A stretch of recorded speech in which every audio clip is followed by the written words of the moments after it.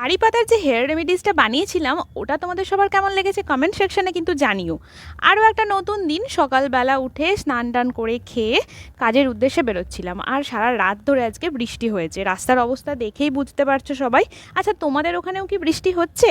কে কোথায় থেকে ব্লগটা দেখছো অবশ্যই কমেন্টে জানিও। তারপরে স্ট্যান্ডে অপেক্ষা করছিলাম কখন অটো আসবে, আর সবাই দেখো নিজের নিজের মতো ওয়েট করছে।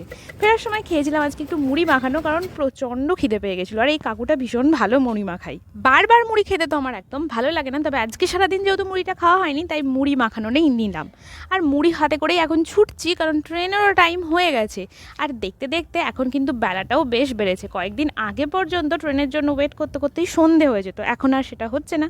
তারপর ট্রেন আসার পর এখন পা ছড়িয়ে বসে বাড়ি যাওয়ার পালা। তো আজকের দিনটা এভাবেই কাটলো। সারাদিন পর ফেরার সময়টা সবসময় ভালো লাগে, কারণ বাড়ি গিয়ে একটু আলটিমেটলি রেস্ট। তো এই পর্যন্তই।